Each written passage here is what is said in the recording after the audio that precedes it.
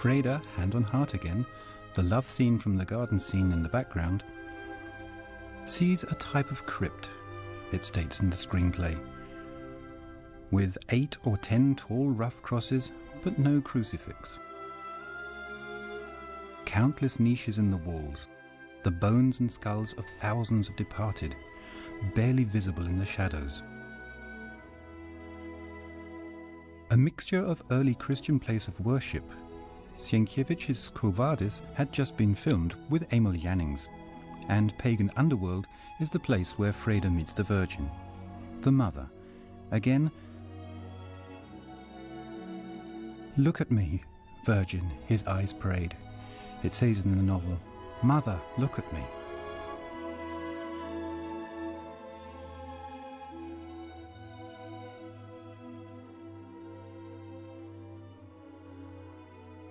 Both strands of the plot intertwine in Rotwang's and Fredason's glance down into the crypt.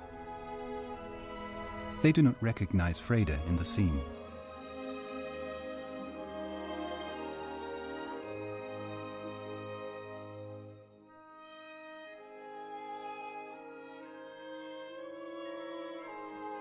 The preacher is reciting a screenplay.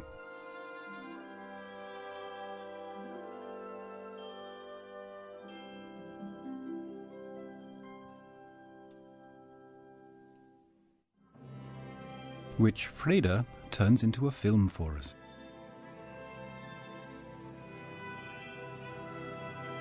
The creative man, priest, ruler, architect.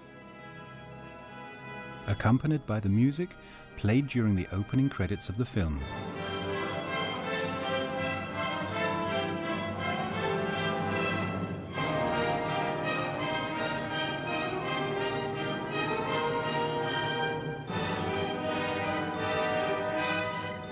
What here looks like a mammoth construction in panoramic shot turns out to be a model around which a group of architects has gathered.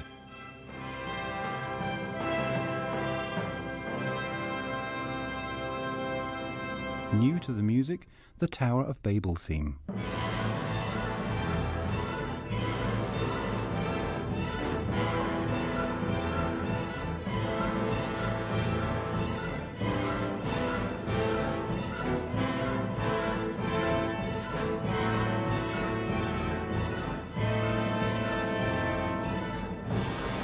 Five groups of workers, a metaphor like the fingers on a hand.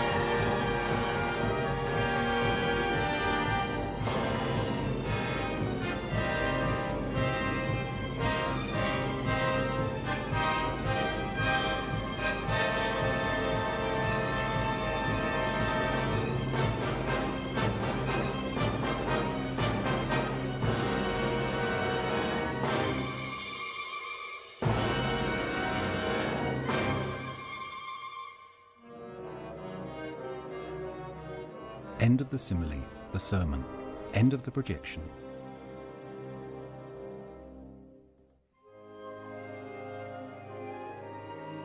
A look into the camera, into our eyes.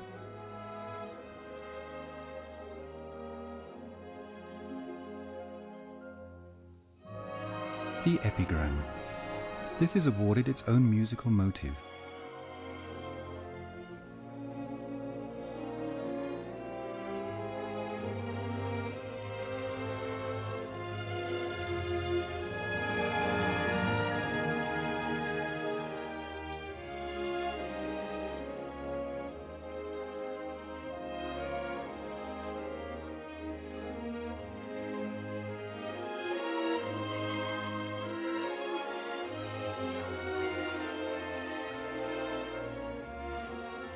Thus we learn her name.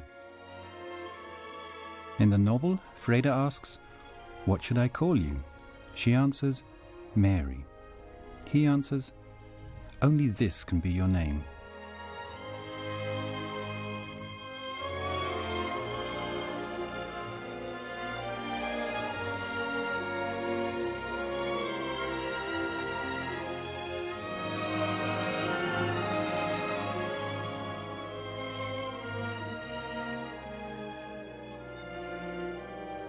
Allegro alla marcia, the theme of the uprising.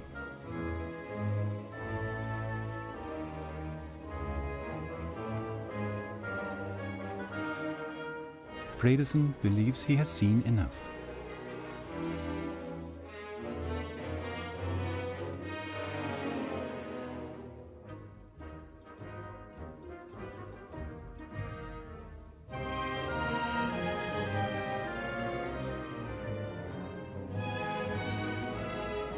What Rotwang sees, however, and wants to prevent Fredersen from seeing, because a new plan is germinating in his mind.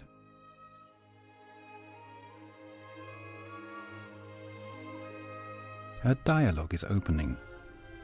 Freda's gaze is searching for Mary. His hand beckons her.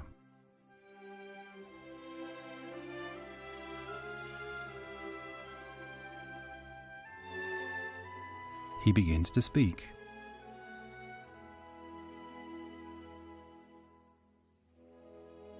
His eyes follow her. The camera assumes his gaze, which become one with her movements.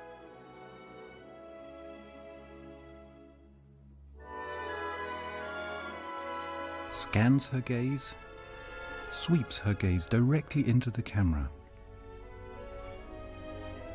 moving gently to him, unites both in the picture. The speaker always in semi-profile, the listener laterally from behind.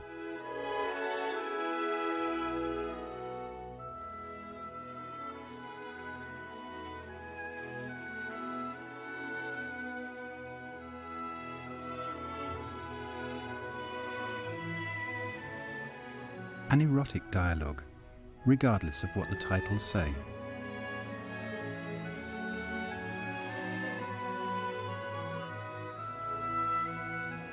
The love theme is playing.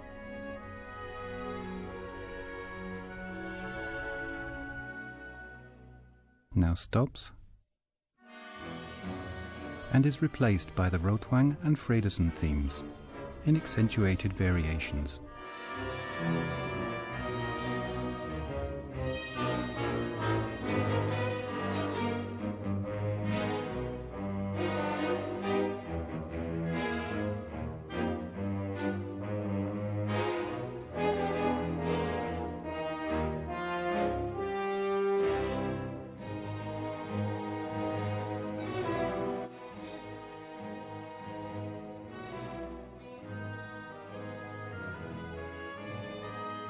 The couple is musically threatened by the theme of the uprising.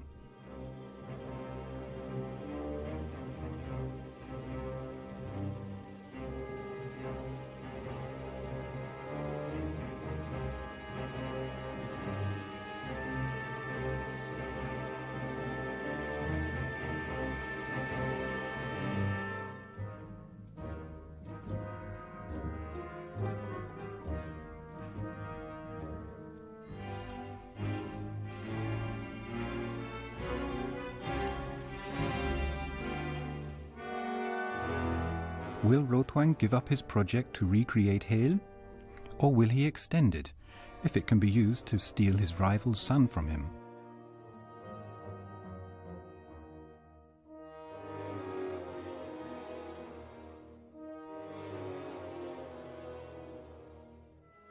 The son of Hel, who he himself had expected from her?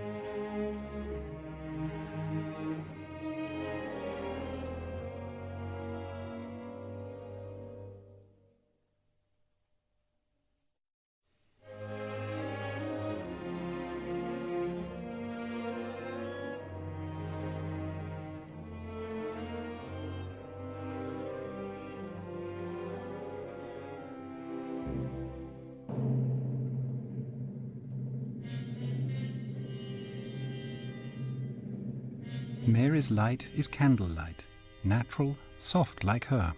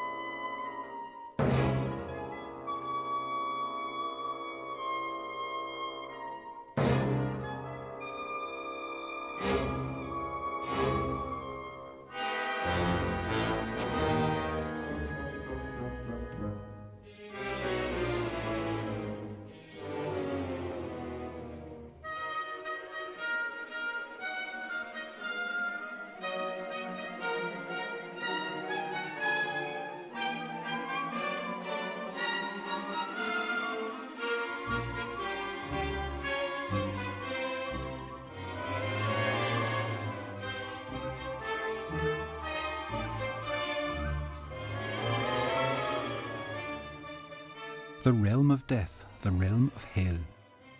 Is Freda's dead mother jealous of her son's love? Is this why she joins forces with her destroyer?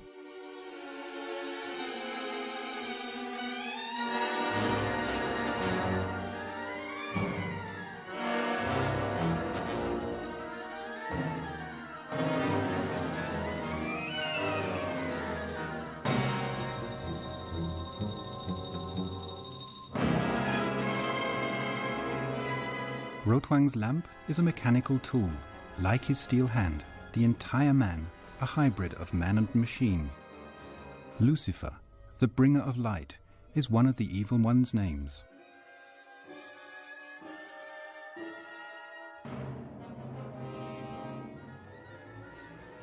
He showed this scene to a Hollywood specialist, wrote Lang. This beam of light which impales the prey on a sharp needle, refuses to release it, driving it before him in relentless pursuit, onward into a state of abject panic, caused the mild-mannered American to confess naively, "We can't do this." They could do it, said Lang, they just did not think of it. And light and shadow should not only be used to convey a mood, but should also play a decisive role in the action.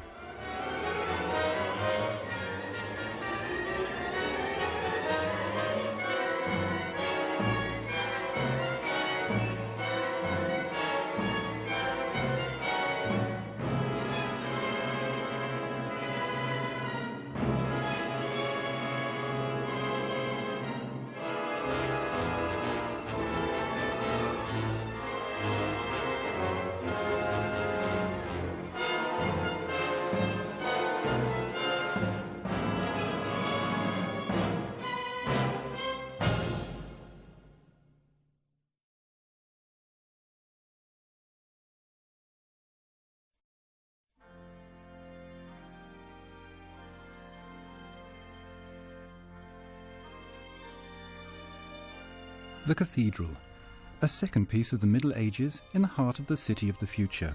Mysticism, Gothic, grandeur, ceremony, incense, it says in the screenplay. In the centre of the scene, a column reaching towards the heavens, like the trunk of a palm. In the novel, the cathedral harbours a fanatical sect, the Gothics, who persistently offer Fredersen resistance.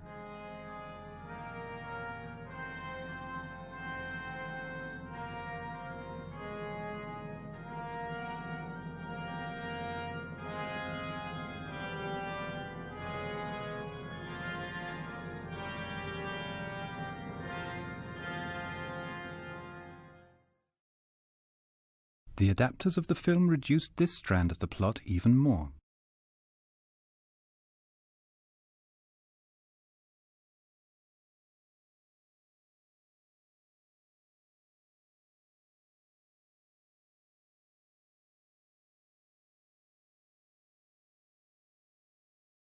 Again, a parallel action, which interferes in the current action, transforms it into a fantasia.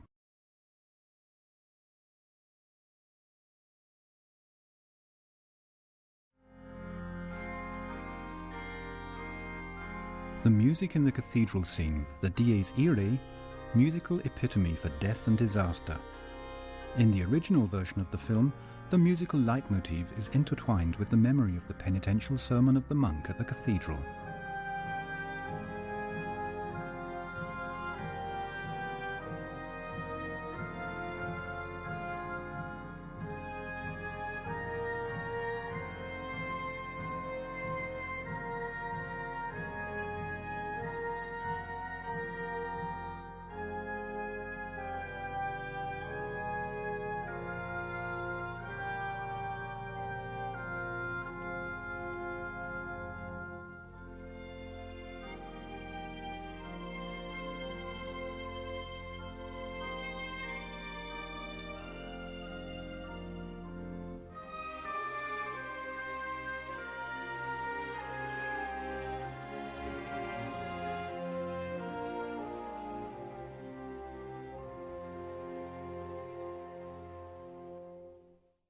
This is the longest piece to have been cut from the film.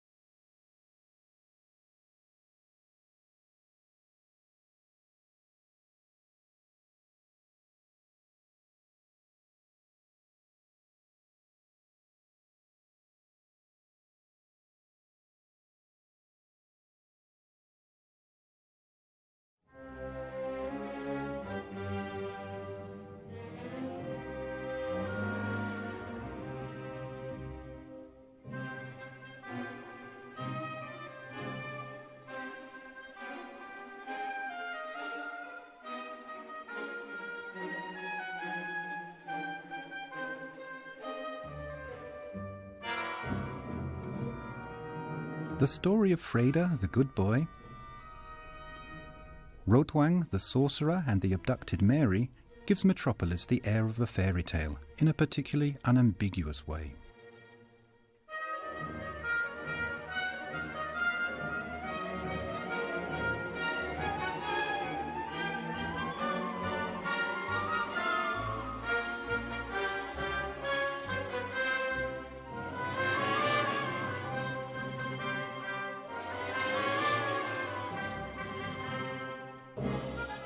Many fairy tales are based on the abduction of a person.